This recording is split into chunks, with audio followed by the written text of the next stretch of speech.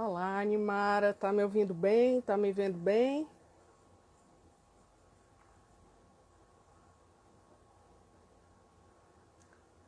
Olá, Wesley, Animara, vocês estão me ouvindo bem? Estão me vendo bem? O áudio tá bom? Me escutam?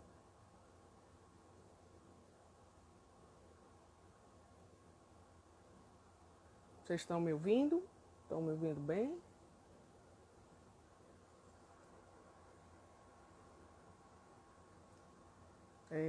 Estão conseguindo me escutar? Tá dando para ouvir direitinho? Oi, Aline, Suelen, Renata. Estão me ouvindo direito? Estão me ouvindo bem? Fala aí se tiver. Ótimo, legal. Opa, ok,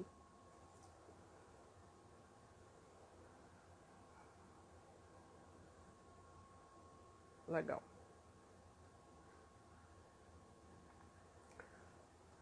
Esperando o pessoal chegar, né? Obrigado aos que estão vindo, aos que estão partilhando essa manhã com a gente, né? Uma alegria estar aqui com vocês. Espero que seja um pedacinho de manhã gostoso. Bom dia, doutor Hugo Porto.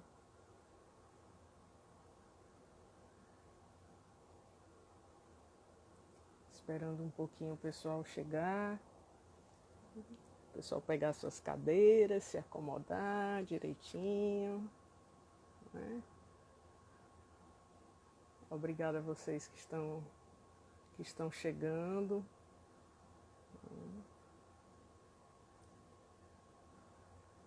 Bom dia, doutor Hugo, Jorginho, querido.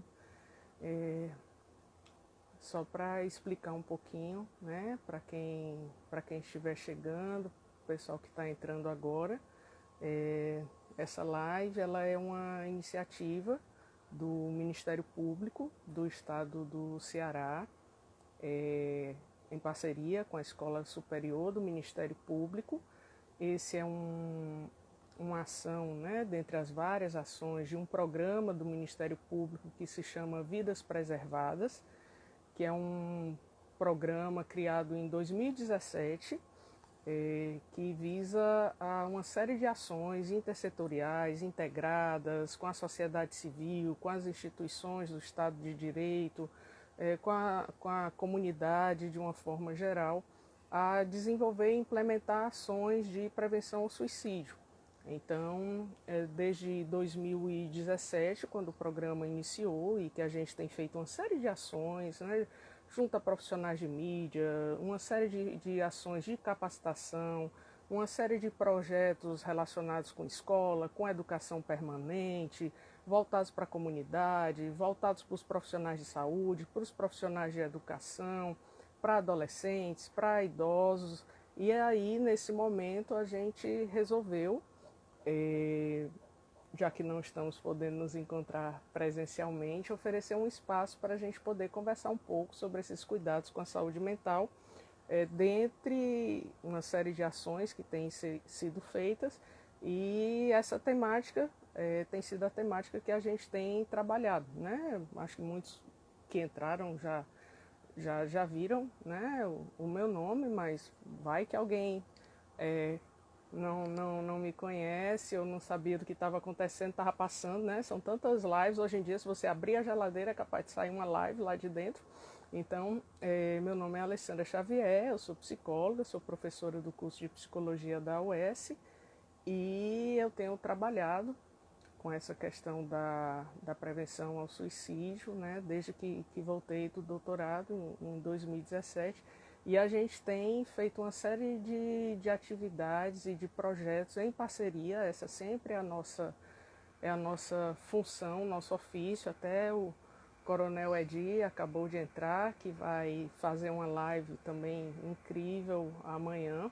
E nós temos desenvolvido uma série de ações em parceria. Corpo de Bombeiro, Universidade, Secretaria de Saúde, Secretaria de Assistência, Secretaria de Educação, entidades parceiras, Instituto de Me Cuida, Instituto Biedote, Pra Vida. Então, temos somado forças na cidade para desenvolver ações de cuidado e ações de proteção. E aí hoje a gente vai falar um pouquinho dessas estratégias de cuidado, reflexões que a gente pode ter a partir do que foi colocado para a vida de cada um de nós diante dessa situação de pandemia.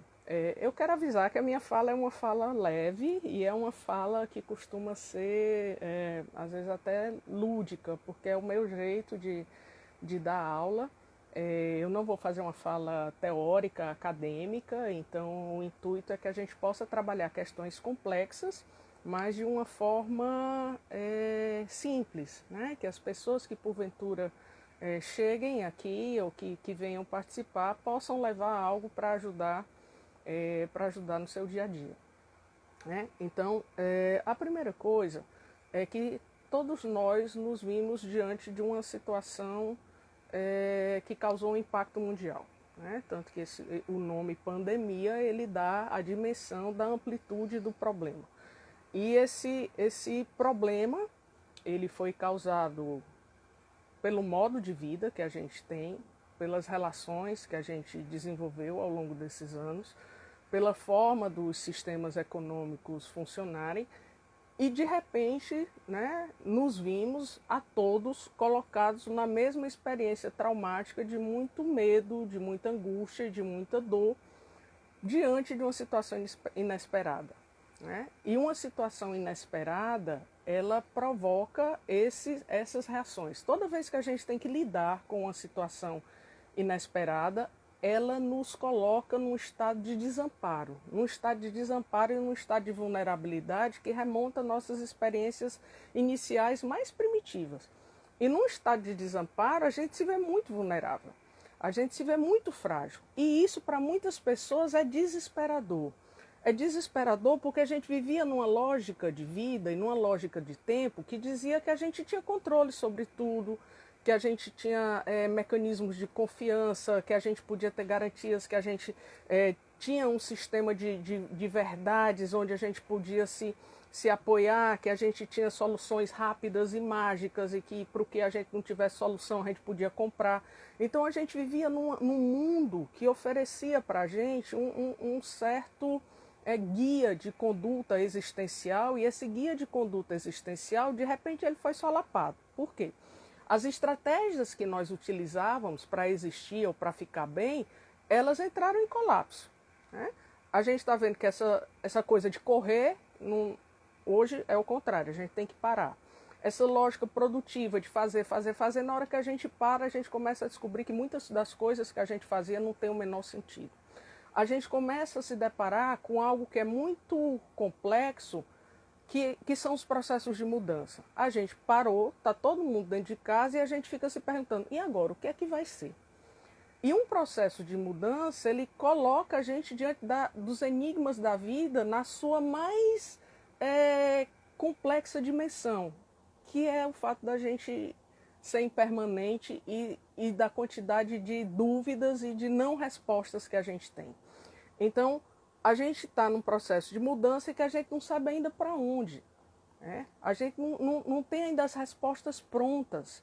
A gente não tem ainda essas verdades estabelecidas e a gente não tem essas referências construídas. Então, isso significa que todos nós vamos precisar nos reinventar. Todos nós vamos precisar nos construir.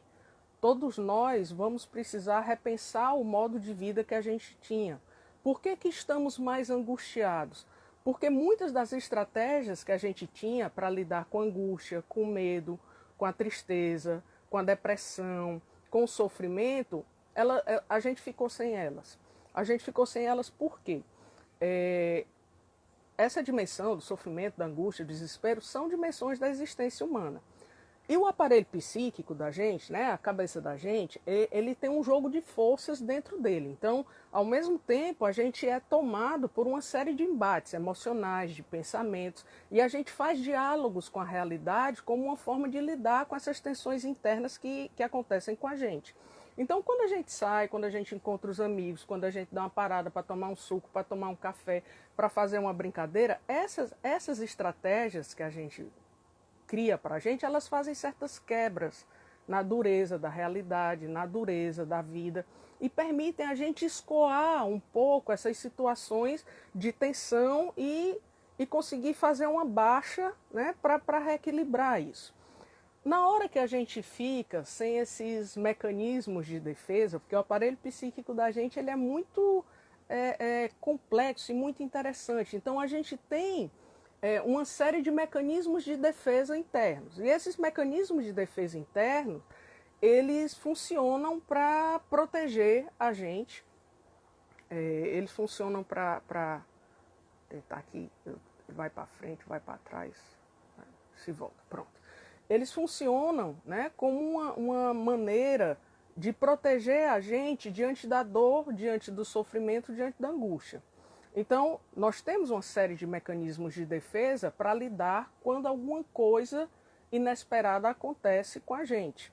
Esses mecanismos de defesa interna a gente aciona diante de um evento traumático, né? O que é um evento traumático? Um evento traumático é o que acontece de uma forma inesperada, súbita, e que faz com que a gente precise realizar um recolhimento, a gente precisa se recolher, a gente fica meio atordoado, e nesse recolhimento a gente precisa lançar mão de mecanismos para lidar com essa dor, ou como algo que a gente imagina que iria provocar muita dor.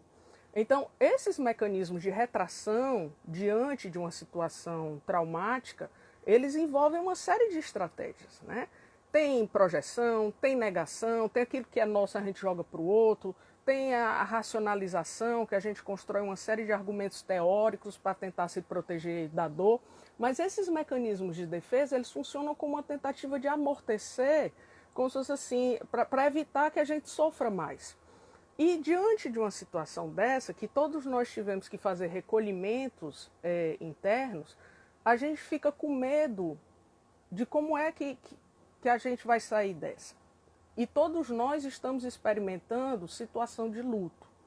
E essa situação de luto, essa situação de perda dessas referências, né, da possibilidade de trabalho, da possibilidade de sair, da possibilidade de encontrar os amigos, das interações sociais presenciais, do contato com a natureza, todas essas situações que a gente foi retirado, isso promoveu na gente uma experiência de luto coletivo. Essas experiências de luto coletivo, elas acionam mecanismos próprios, né? E as experiências de luto e as experiências de perda, elas vão nos confrontar também com algo muito doloroso, que é assim, muitos de nós vivíamos experiências narcísicas, né? Vivíamos experiências de achar que tínhamos o controle de tudo, que éramos a orquídea de bolinha que nasceu no topo do Himalaia, né, no topo do Everest na primavera, ou que tínhamos sido nós que fizemos o roteiro para a criação do mundo e demos para Deus. Então, muitos de nós vivemos e vivíamos numa ilusão narcísica de que o mundo girava ao nosso redor. Quando a gente é confrontado com a frustração e um limite que rompe com esse ideário narcisista, a gente sofre. E muitos de nós estamos nos deparando com o fato de que sofrer é algo absolutamente assustador. Então, muitas pessoas estão tendo que lidar com emoções que elas corriam léguas e faziam de tudo para tentar evitar essas emoções. Então, quando alguma coisa difícil nos acontece, a gente tem duas estratégias. A gente tem a possibilidade de lançar mão dos recursos internos e a gente tem os recursos externos para lançar mão de quando a gente não consegue se cuidar sozinho, né? Então, esses recursos externos envolvem o poder público, envolvem as políticas públicas, envolvem a presença de família, envolvem a presença dos outros atores sociais, envolvem as coalizões comunitárias. Só que nesse processo de isolamento, muitas pessoas estão sozinhas e muitas pessoas não estão podendo contar tanto com esses recursos externos e estão precisando acionar os recursos internos. Só que na hora de acionar os recursos internos, o que é que está acontecendo? A pessoa está procurando e cadê? Né? Cadê esses recursos internos para eu poder lidar com a dor, com o medo, com a angústia? E entender uma coisa muito importante: quando a gente vive uma experiência traumática como essa, ou quando a gente vive situações de isolamento, isso pode provocar quadros de estresse agudo, né? Quadros de estresse agudo, a gente vai ver daqui a pouco, né, como é que a gente lida com isso. Mas quadros de estresse agudo podem provocar pensamento acelerado, podem provocar dificuldade de dormir, podem provocar alteração na alimentação, pode provocar uma irritabilidade, pode provocar uma tentativa, né, de uma busca desenfreada para lidar com esse sofrimento. Legal. E esses recursos externos geralmente têm sido os recursos que, infelizmente, mais têm se investido, não em termos de políticas públicas, em termos de fortalecimento da rede de atenção psicossocial, mas quais são os recursos externos para lidar com a dor, com a angústia e com o sofrimento, que, infelizmente, o modelo neoliberal ele tem oferecido. Consumo, está sofrendo, vai fazer compras, né? Está sofrendo, vai obter algum produto externo para tapar a sua dor. Está angustiado, vai fazer uso abusivo de álcool ou outras drogas. Isso resolve por pouco tempo, mas o que vai dar conta mesmo é a existência dessa organização forte socialmente para nos proteger e a existência desses recursos internos. Então, eu estava até olhando aqui, né? Estava olhando ao redor e encontrei uma plaquinha que é uma plaquinha para sinalizar a emergência, né? A gente está mais ou menos assim. A gente, diante da emergência, fica procurando onde é que está a saída. Está para lá, está para cá. E nessa situação, a saída está assim, ó.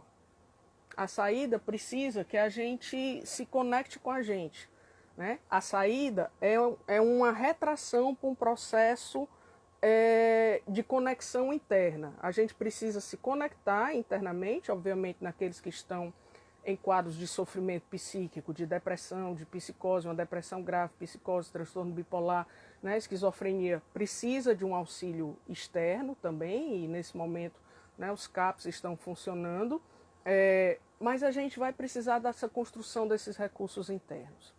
E como é que a gente constrói recursos internos para poder lidar com a dor, né?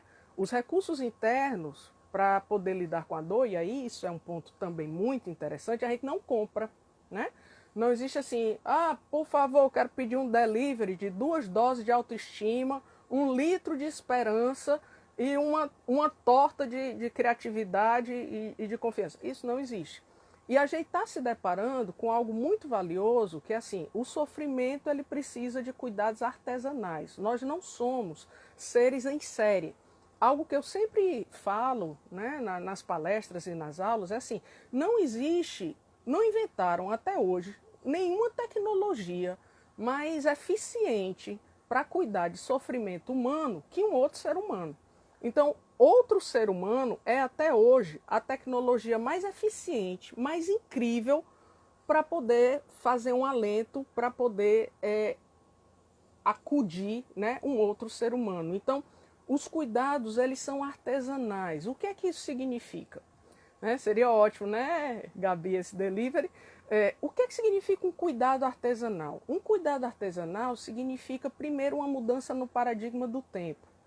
Cuidado artesanal não é uma coisa rápida, não é uma coisa agoniada, não é uma coisa acelerada, nem é uma coisa em série, no sentido que o que dá certo para um vai dar certo para todo mundo. Não é.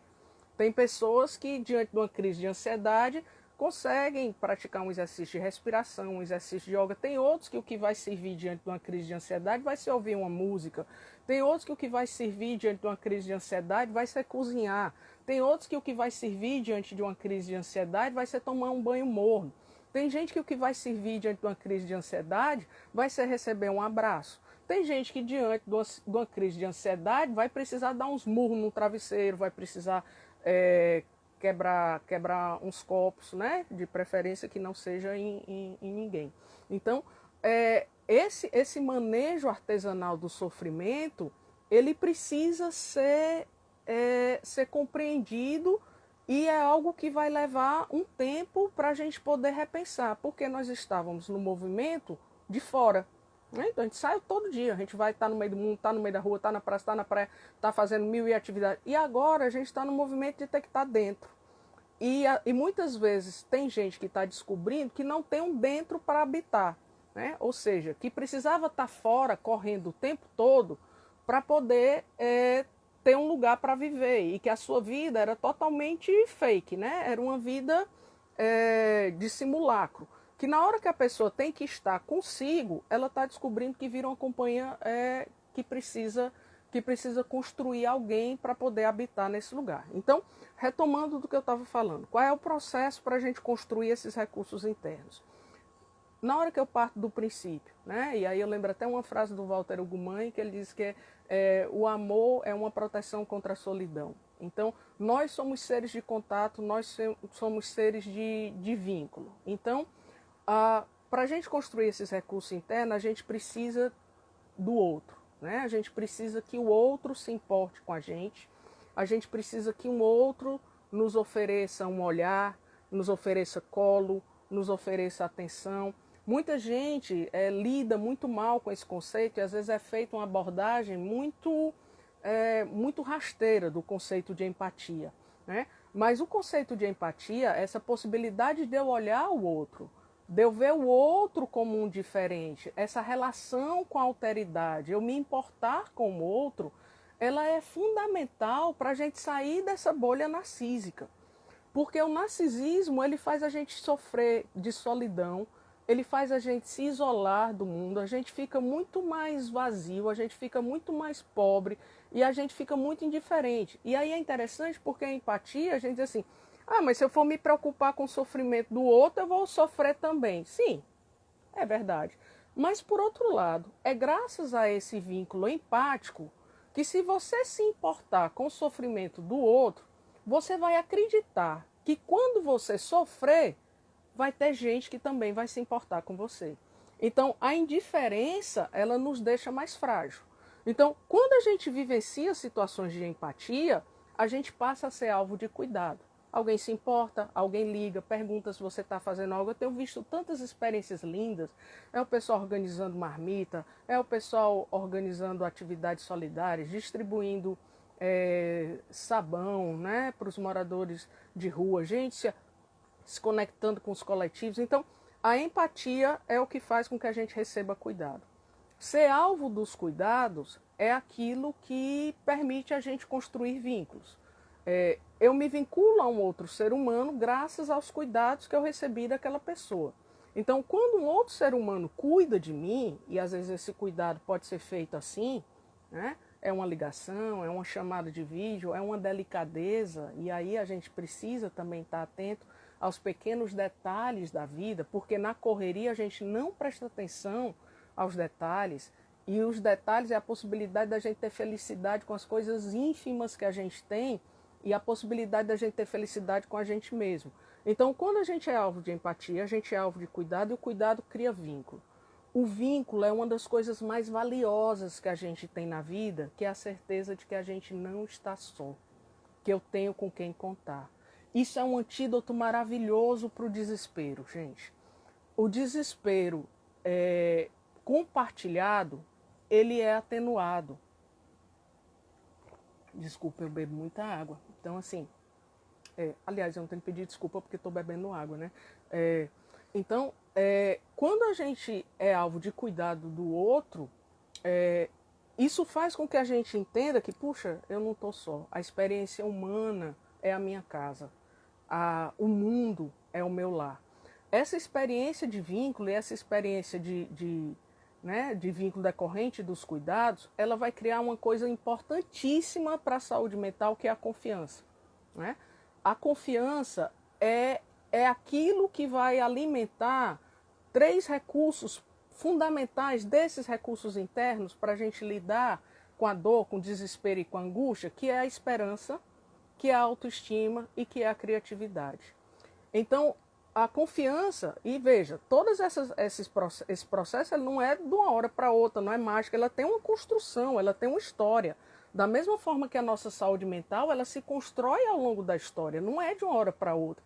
Quem nós somos vai receber a influência de muitos, dos nossos pais, dos nossos amigos, dos nossos professores, dos livros que a gente leu, dos filmes que a gente viu, das experiências, das interações, dos nossos marcadores genéticos, das nossas experiências psicossociais, da nossa relação com o transcendente. Tudo isso vai nos constituindo e nos forjando, entendendo que a gente nunca está pronto, né? Como diz o Guimarães Rosa, a gente nunca está terminado, né? A gente está sempre em construção. E muitas vezes esse lugar da dúvida é o que mobiliza as nossas ansiedades, porque a gente vive achando que tem que ter certeza de tudo e que tem que estar com tudo sob controle. E com tudo sob controle para quê?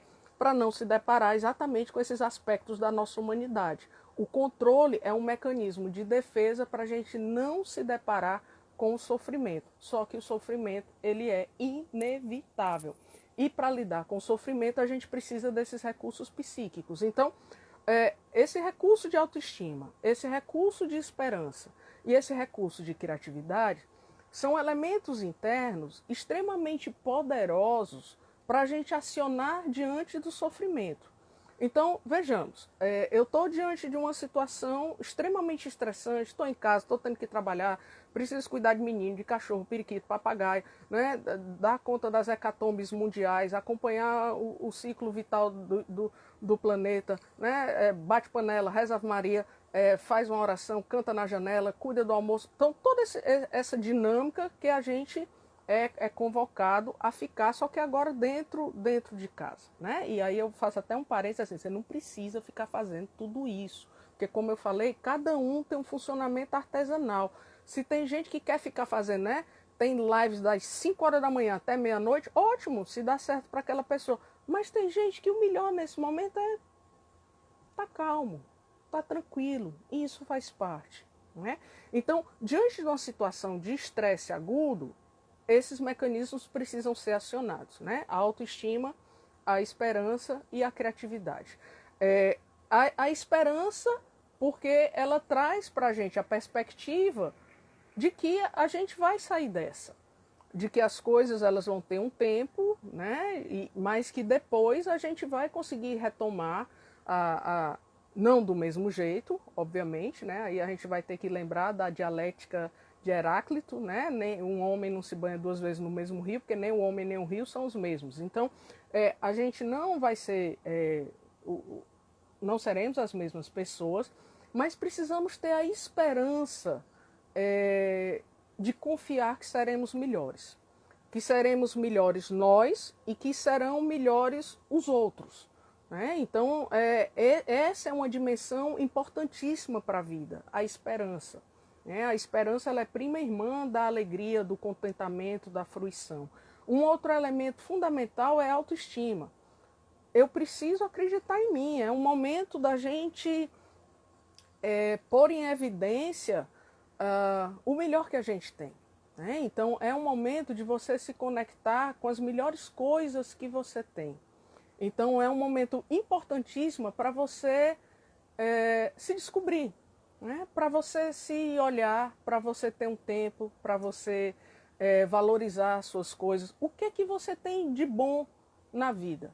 E a gente está se dando conta de uma coisa muito simples que a gente perdeu. Estou lendo aqui. Ok.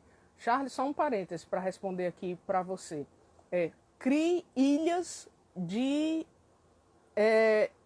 que façam ruptura com isso. Se você é um profissional da mídia, mas tem que ficar o tempo todo trabalhando com essas notícias, muito provavelmente não vai ser o tempo todo. Né? Tire um momento, mesmo enquanto você estiver fazendo uma reportagem, tira-se uns 10 minutinhos, se tiver ao ar livre, olhe uma árvore, olhe um passarinho, bota o celular na bolsa. A gente precisa, para as situações estressantes, o mais importante é a gente oferecer pequenas quebras. Às vezes uma quebra de 5 minutos, 10 minutos, uma pausa de 50 a cada 50 minutos, a cada 1 hora, cada 1 hora e meia. Então, olha uma música, né? Vê uma mensagem de piada que alguém mandou, que não seja bullying nem desqualificando ninguém. Olha a natureza, né? Algo muito, né? Liga para aquele seu amigo que você sabe que tem uma energia boa, que conta coisas engraçadas. Quebras, a gente precisa fazer quebras que tirem a gente, às vezes, da dureza da realidade para a gente poder equilibrar a energia diante dessa tensão. E essas quebras, elas podem ser feitas de diferentes maneiras, e é onde entra a criatividade. A criatividade é aquela conexão com o nosso lado infantil, extremamente valioso, capaz de fazer mágica sobre o mundo.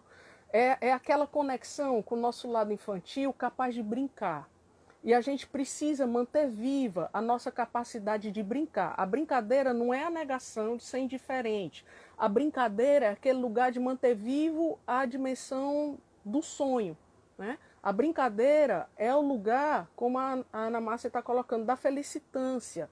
É o lugar da gente poder prestar atenção nos detalhes. Sabe criança que fica alegre quando chove porque ela vai fazer um barquinho de papel e não tem nada de tecnológico naquilo, não é um robô, não é um programa de alta geração, é um barquinho de papel escorrendo na chuva e ela vai abrir um sorriso largo. Sabe, aquele lugar da criança que a gente fica feliz com a embalagem do presente e que a gente fica brincando com a embalagem do presente, e às vezes nem importa o que tenha dentro do presente, pois é esse lugar que a gente precisa manter vivo. Essa dimensão do brincar, do dar atenção a pequenas coisas. Muita gente vivia reclamando assim, eu não tenho tempo para nada, eu gostaria tanto de fazer isso. Olha, né? O que você pode inventar na sua vida? Tem algo que você gostaria de aprender? Tem algo que você gostaria de fazer? Tem algo que você gostaria de desenhar nas paredes da sua casa? Né? Pintar a parede da sua casa? Aprender a tocar um instrumento? Compor? Descobrir alguma novidade? Né? Reinventar a vida. Essa é uma das coisas mais valiosas para a saúde mental. Por quê? Porque o enrijecimento, ele é adoecedor. A rigidez, ela é adoecedora. Quanto mais rígido nós somos, mais nós vamos adoecer. Porque a inflexibilidade, ela faz com que a gente não possa mudar. A inflexibilidade, ela faz com que a gente não suporte as vicissitudes da vida. E a vida é isso, a vida é impermanência, a vida é novidade, a vida é mudança. A vida todo dia vai nos confrontar com alguns processos que são esperados, ter mudança. A gente espera, por exemplo, que a gente vai se tornar adolescente, a gente espera que a gente vai crescer, a gente espera que a gente vai ficar idoso. Então tem algumas mudanças que já são esperadas. A gente tem a esperança da aposentadoria, embora agora não mais, vai precisar, né, mudar de religião, acreditar na reencarnação. Mas enfim, a gente tem algumas mudanças que são esperadas e que a gente já integrou na vida. E essa é uma outra dimensão valiosa. A gente precisa integrar as experiências que nos acontecem, elas são nossas. Essa experiência agora de isolamento, ela vai fazer parte da vida de todos nós. Se um dia tivermos netos ou bisnetos, todos nós um dia vai precisar contar, a gente vai precisar narrar isso que a gente viveu. E a gente precisa falar das coisas que a gente vive para poder comunicar e para poder se conectar com o outro daquilo que está dentro do nosso coração.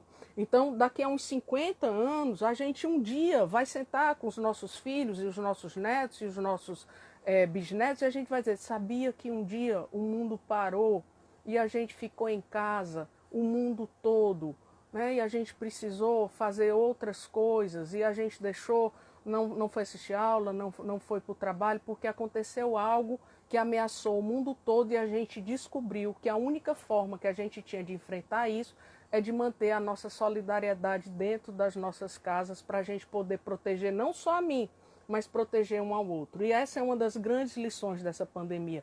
Eu não me salvo só, né? O Papa Francisco disse isso na cerimônia na bênção, né? Urbi et Orbi do Vaticano. Então, a gente não se salva só e a gente precisa reinventar esse projeto solidário de entender que eu preciso do outro. Eu preciso do cuidado do outro para poder ficar bem. E é graças a esse cuidado que eu recebo do outro que eu vou ser capaz de cuidar de mim. Em alguns momentos eu preciso ter mais perto um outro ali do lado, mas é graças a essa presença do outro que eu vou poder integrar em mim o que eu aprendi, o que eu construí dessas experiências artesanais de cuidado, que eu vou poder usar para cuidar de mim, para cuidar da minha vida. Então, eu vou descobrindo algumas coisas muito importantes, que assim, o que é que eu posso fazer diante de uma situação difícil? Primeiro, eu tenho que entender que tem coisas que eu não tenho controle, mas tem outras que eu posso ter controle. Então, o que é que depende de mim? Então, depende de mim higienizar minhas mãos, depende de mim higienizar os alimentos, depende de mim manter o cuidado com o meu sono, cuidado da minha alimentação, praticar um exercício físico, me manter conectado com as pessoas que eu amo, com as pessoas que são importantes para a minha vida, que eu me sinto protegido, que eu me sinto amado, manter a cabeça funcionando com coisas boas. Então é importante não ficar atento 24 horas por dia na rádio desgraça, nem ficar se alimentando. Nessa altura do campeonato, todo mundo já sabe o que é que precisa fazer. Então não precisa ficar se alimentando com essas notícias desagradáveis, porque vão gerar mais medo e vão gerar mais ansiedade. Então, o que é que depende de mim? Como é que eu alimento minha cabeça com coisas boas? Como é que eu me centro na realidade? Pessoas que estão absolutamente desesperadas, né? Que está diante de uma crise de pânico. O que é que você pode fazer? Tenta se concentrar nas coisas que você está no seu ambiente. Uma das coisas mais difíceis na ansiedade é porque a ansiedade ela joga você para o futuro. Então, o ansioso ele fica com o pensamento sempre no futuro. Então, ele fica sempre pensando no pior e no futuro. Então, ele esquece do que ele tem, né? Então, ele acorda, está saudável, está bem, está respirando, está vivo. E essa coisa simples já é para a gente fazer uma festa absurda, né? A gente acordar, está funcionando tudo bem, a gente bota o pé no chão, a gente respira. Já é para a gente sair cantando, pulando dentro de casa, na maior alegria do mundo, por uma coisa muito, muito fantástica que é, estamos vivos, né? Então, olha que maravilha, a gente poder ficar feliz porque a gente está vivo, que era para ser a coisa mais importante de todo dia, né? Então, esse princípio básico da gente poder estar feliz porque a gente está vivo e da gente estar feliz por ser quem a gente é, né? E por ter as conexões afetivas que a gente tem. Então, isso é muito valioso. A gente poder experimentar alegria e gratidão por termos nos tornado quem nós somos. Então, essa experiência de eu ficar, ai meu Deus, mas eu vou morrer, mas quem vai pegar coronavírus, mas não sei o quê. Presta atenção, né? Então faça um exercício simples, começa a prestar atenção no ambiente que você está, começa a descrever o que é que você está vendo. Isso é um exercício para você se conectar com a sua realidade, né? Descreva os livros que você está vendo, se tem uma televisão, conta faz uma descrição minuciosa do que está ao seu redor, né? Tenta praticar antes, se você já é uma pessoa ansiosa, quando não estiver numa situação de ansiedade, tente praticar antes exercícios e técnicas de respiração e de meditação. O que acontece é que a pessoa quer fazer a técnica na hora, sem nunca ter feito, aí diz que não vai dar certo porque ela está ansiosa e realmente não vai dar certo. Mas se for uma coisa que você fizer com frequência, todos os dias, né? Às vezes é uma respiração só calma, tranquila, devagar. Conta até 10. Essa coisa de dizer não pense em nada, isso não existe, porque a mente da gente ela precisa de isca, ela está pensando em coisa o tempo todo. Mas você pode colocar uma música com uma letra bonita, e você vai pensando naquela letra, ou então elege uma frase, elege um mantra, né? Cria o seu próprio mantra, cria uma frase, né? Ah, eu me amo, eu gosto de mim, e fica repetindo isso como uma forma de alimentar a mente para fugir desses pensamentos negativos. A gente tem uma série de vídeos em YouTube ensinando técnicas de respiração diafragmática, técnicas de respiração profunda, técnicas de relaxamento. E uma outra coisa valiosa peça ajuda. A gente às vezes fica nesse lugar de achar que não pode pedir ajuda das pessoas, mas a gente tem os CAPs estão funcionando, hospitais estão funcionando, vizinho, um amigo, peça ajuda. Muitas vezes uma conversa, isso, né, Tatiana, fazer yoga, às vezes uma pequena caminhada dentro de casa, mas o meu espaço é pequeno, tudo bem, por menor que seja, mas dá para você fazer um alongamento sentado no chão, dá para você dar uma caminhada, nem que seja da cozinha até o quarto, dá para você sentar e você levantar, dá para fazer alguma coisa, vai para a janela, olha para o céu, fica fazendo aquela brincadeira que a gente fazia quando criança, de procurar os desenhos e as formas nas nuvens, né? Então, mas aí, gente, tem tanta coisa para falar que eu fico aqui olhando para o relógio para ver quanto tempo eu tenho. E aí eu queria também conversar um pouquinho sobre essas fases do luto, né? Ou seja, quando a gente se depara diante de uma situação de perda que provoca na gente uma ansiedade, um medo, uma angústia, a gente experimenta as fases do luto. Eu estava participando de uma live na sexta-feira e estava dando um exemplo pessoal, que nessa atividade, né, de ambiente doméstico e fazer as coisas e tudo, eu sou muito desastrada, então na semana passada eu escorreguei aqui e aí tive uma entorse no tornozelo. E aí a gente, toda vez diante de uma perda pode ser realmente perdeu alguém, pode ser uma demissão, pode ser um término de relacionamento, mas uma perda pode ser uma perda de uma ideia, de uma expectativa, de uma idealização, né? Então, muita gente fez projetos, eu vou trabalhar esse mês eu vou fazer isso, e isso foi interrompido. Então, todos nós vamos ter que nos deparar com situações de perda e com situações de luto. E o luto, ele tem fases. A primeira fase do luto é a negação, né? Então, a primeira fase do luto é assim, é uma gripezinha, né? Isso não acontece comigo, não. E lembre-se, né? Mecanismos de defesa que a gente usa para se proteger das dores maiores, né? O sujeito que tem problemas com álcool, por exemplo, ele sempre diz, não, eu só bebo socialmente, eu não tenho problema com alcoolismo. Às vezes é uma negação dos pais que negam que o filho está sofrendo, negam que o filho precisa de ajuda. Às vezes os casos de violência sexual, de abuso familiar que as pessoas também querem negar, não, isso não acontece na família, não, isso não faz parte da nossa realidade. Então essa negação, ela é um mecanismo que dificulta a gente poder lidar com o que está nos acontecendo. Então muitas vezes acontece algo, a primeira reação da gente para se proteger, a gente nega, né? Quando a negação ela não resolve, né? Ou seja, não torci o tornozelo não. Aí olha, o tornozelo está inchando, você vê que não dá para continuar negando, né? Não é uma gripezinha, é uma pandemia, tem consequências sérias. Aí entra no processo de raiva. Que droga, aí agora eu vou ter que ficar dentro de casa. Que porcaria é essa, que esse negócio de isolamento? Eu não quero ficar dentro de casa não. Ai, né, que coisa horrível. Por que que isso tinha que acontecer comigo? Né? Por que é que isso tinha que acontecer agora, né? Logo agora que eu tinha planejado fazer tantas coisas. Aí entra no processo de raiva. Depois do processo de raiva, a gente entra num processo de barganha. Meu Deus, se eu passar por isso sem pegar coronavírus, eu prometo, né? Se isso não tiver acontecido de verdade, tomara que seja uma ilusão, tomara que essas profecias não se realizem. Eu prometo que eu vou ser uma pessoa melhor, eu prometo que eu vou fazer isso, eu prometo que eu vou fazer aquilo. É uma boa ideia, Jorge, né? A gente pode estender para outras populações, né? Então aí depois da barganha, a gente olha e diz assim, bom, né? Ok, a pandemia continua, o vírus está aí, não tem ainda uma solução, né, mágica nem nada. Aí a gente começa a entristecer, porque a gente vê que a raiva, a gente vê que a barganha, a gente vê que o pensamento mágico infantil ele não resolveu, e a gente vai ter mesmo que se deparar com a tristeza daquela realidade. E aí é esse momento da tristeza que é o mais difícil, porque muitas pessoas ficam nessa fase do luto.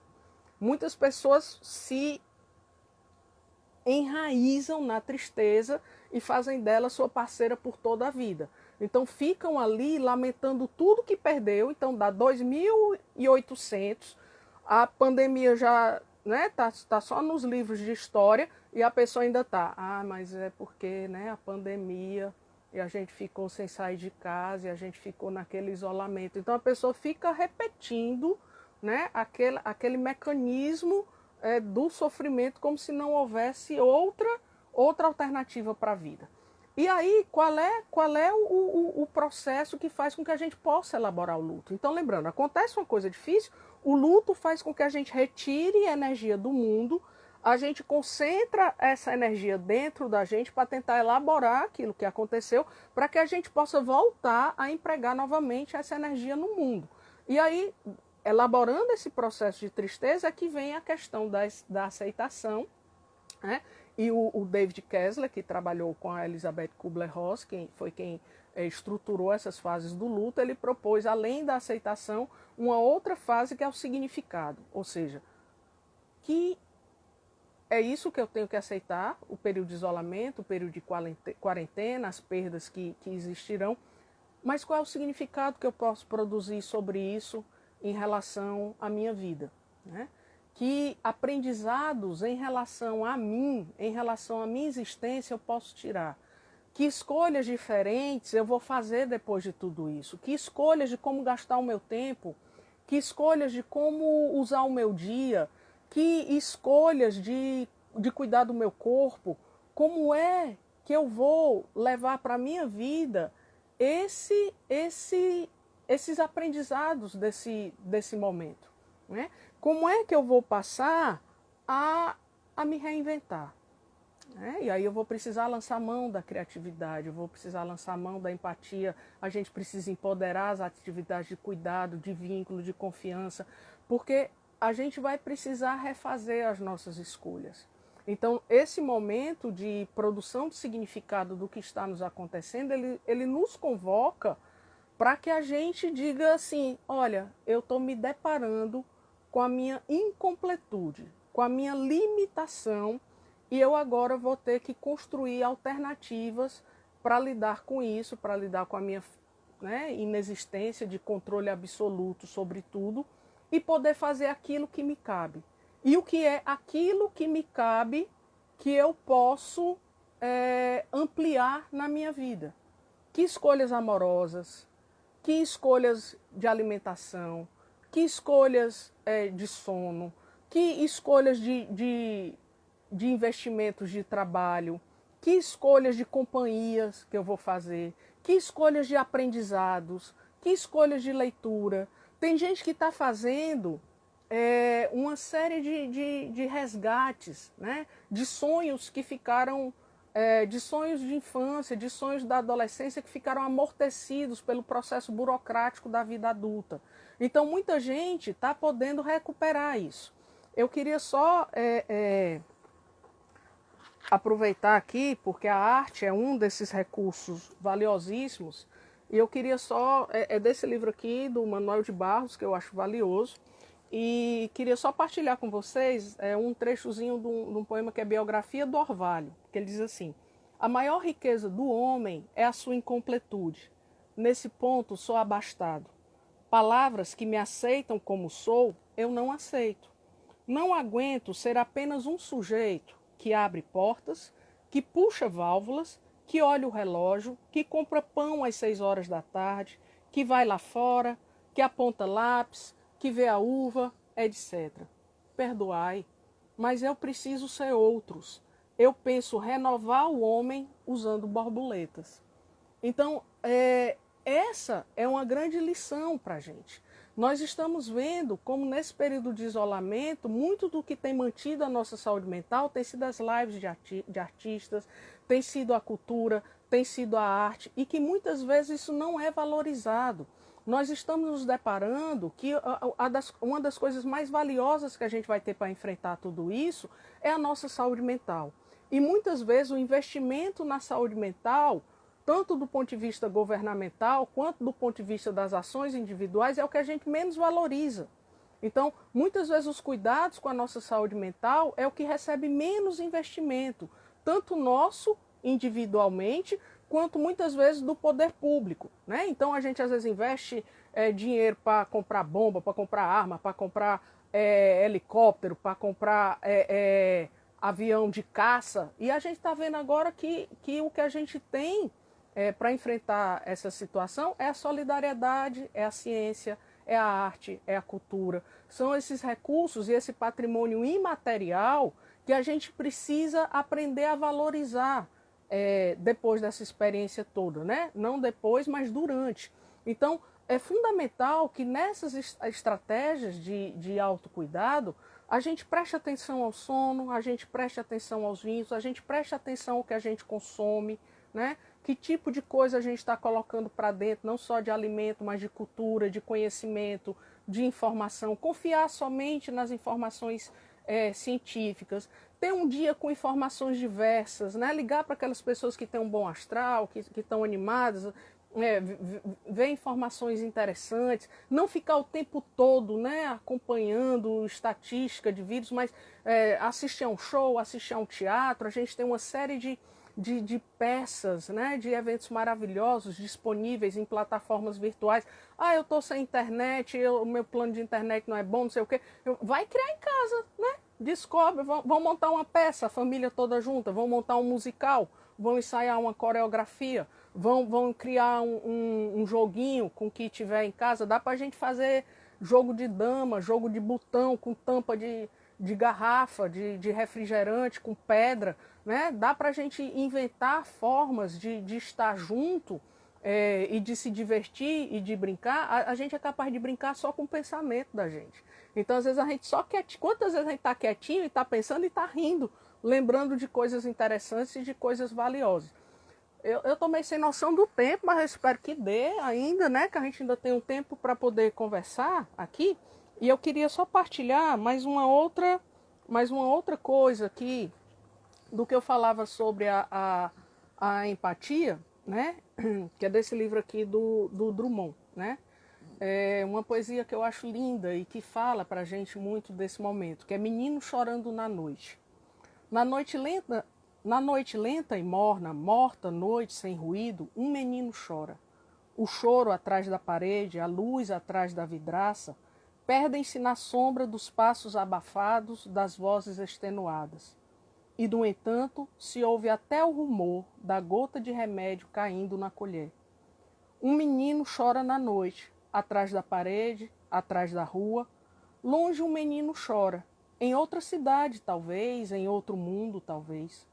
E vejo a mão que levanta a colher, enquanto a outra sustenta a cabeça, e vejo o fio oleoso que escorre pelo queixo do menino, escorre pela rua, escorre pela cidade, um fio apenas. E não há ninguém mais no mundo a não ser esse menino chorando. Então, é muito importante o nome dos livros. Carlos Drummond de Andrade, Nova Reunião, 23 livros de poesia. Manuel de Barros, poesia completa. Walter Ugumãe, O Filho de Mil Homens, né? Então, se não há mais ninguém no mundo além desse menino que chora, é isso, né?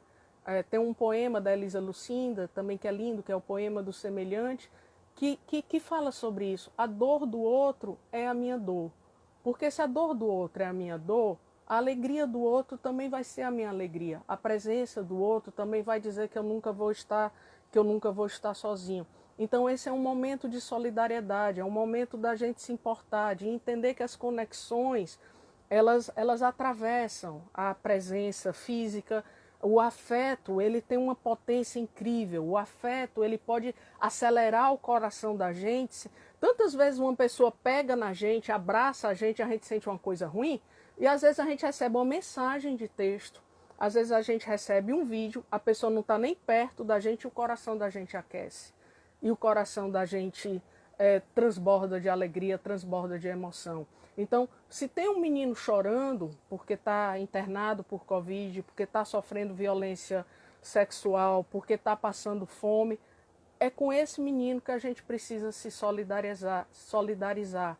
Porque o lado nosso que fica inseguro, assustado e com medo, é esse menino que chora dentro da gente também.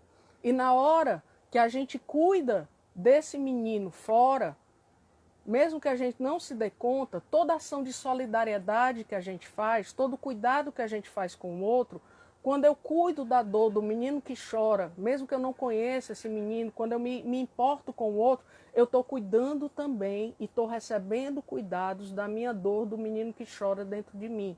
Então, esse é um momento em que a gente vai descobrir como a potência dos afetos e a potência da solidariedade, e a potência dos cuidados e a potência, né, de outros recursos, como lives, como mensagens de texto, como vídeo, podem ser recursos poderosos da nossa criatividade diante daquilo que a gente é impotente. Então, esse lugar da gente empoderar os vínculos, da gente fortalecer as alianças, da gente se conectar não somente com as dores e com os sofrimentos, mas da gente se conectar com as potências, a gente se conectar com os coletivos, a gente poder fazer algo para ajudar o outro. Às vezes eu não posso contribuir financeiramente, eu posso contribuir divulgando uma campanha, eu posso contribuir com o sofrimento do outro, mandando uma mensagem, eu posso contribuir ligando para aquela pessoa que eu saiba que está sozinha e que não está bem. Eu posso contribuir contemplando com a minha saúde, contemplando a natureza. Ah, mas eu estou num lugar que não tem planta, não tem natureza, não tem nada para eu fazer. Pegue uma semente de feijão, bote no algodão ou bote na aguinha, espere ela germinar. Daqui pelo menos para 15 dias da quarentena, alguma coisa vai surgir. Vai surgir aí, você vai ter algo para contemplar e algo muito valioso que é a potência da vida. Às vezes a vida precisa de muito pouco, né? Às vezes a vida precisa de muito pouco. A vida é algo muito potente. Quando você dá, às vezes, um pouquinho de esperança para ela, uma pitadinha de afeto, uma pitadinha de cuidado, ela ressurge com a intensidade, com a força que às vezes a gente nem acredita. Então, a gente fortalecer esses espaços protetivos, a gente entender e compreender, principalmente os mais vulneráveis, que possam estar nessa fragilidade do luto. A gente entender que uma pessoa num episódio depressivo maior, ela não fica triste reclamando da vida porque ela quer, porque é falta de Deus, porque ela é preguiçosa. É porque ela está enfrentando uma doença que muda a forma dela de pensar, que muda a forma dela de lidar com a realidade, que muda a forma dela de lidar consigo mesma. Pessoas diante de um estresse agudo podem mudar a forma delas reagir.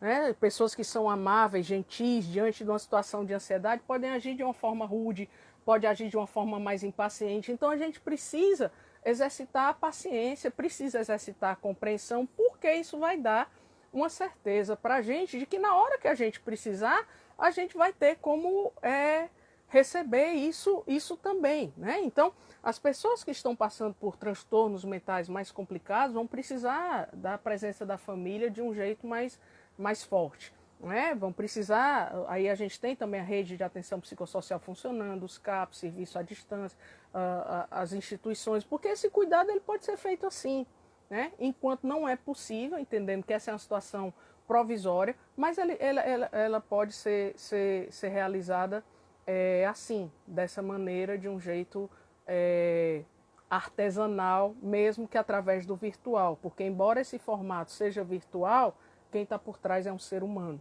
Então, um ser humano pode manter a artesanalidade dos seus cuidados, mesmo através desse formato. Enquanto tem gente que pode até estar presencialmente como ser humano e o que tem a oferecer será um enquadre virtual, porque frio, indiferente e distante. Então, é claro, está lembrando, os plantões do CVV também continuam acontecendo e a gente tem uma série de espaços interativos. Então, a gente manter viva essas interações, essas conexões em tempo real, do jeito que for possível, né? E proteger uns aos outros é também fonte de fortalecimento e de cuidado. Eu estou olhando aqui que o tempo parece que está terminando, não sei se como é que foi para vocês. A gente tem mais de 100 pessoas. Eu quero agradecer a cada um, né? Eu gostaria de estar dando um abracinho, um beijo em cada um. Muito obrigada pela presença de vocês. Muito obrigada por terem tirado um pedacinho do tempo, que é algo muito valioso. Eu digo, tempo é uma coisa que é o que a gente tem de mais valioso, porque a gente não compra, né?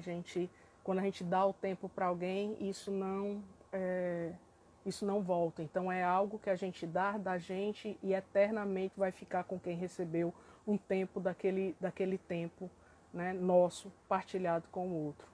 E eu agradeço, né, a quem ficou assistindo na rede, no chão, na cama, no sofá, né, meu abraço carinhoso, meu afeto, meu desejo de esperança, poesia, alegria, vida, que vocês se conectem com o melhor de vocês, que a gente se conecte com os outros, que a gente ajude, que a gente fortaleça. Quem está melhor num dia, cuide de quem não está tão bem, naquele que não está tão bem num dia, no outro dia vai se sentir melhor e vai poder retribuir o cuidado. Então, mantenhamos o nosso isolamento, mantenhamos a confiança na ciência, nas pessoas. Então, estão me avisando aqui que tem 25 segundos restantes, né? Mas 25 segundos restantes só para isso aqui. A vida, de acordo com a capacidade do nosso sonho, da nossa esperança e a potência do afeto, ela é infinita, tá? Então, muito obrigada, beijo grande para cada um. Obrigada.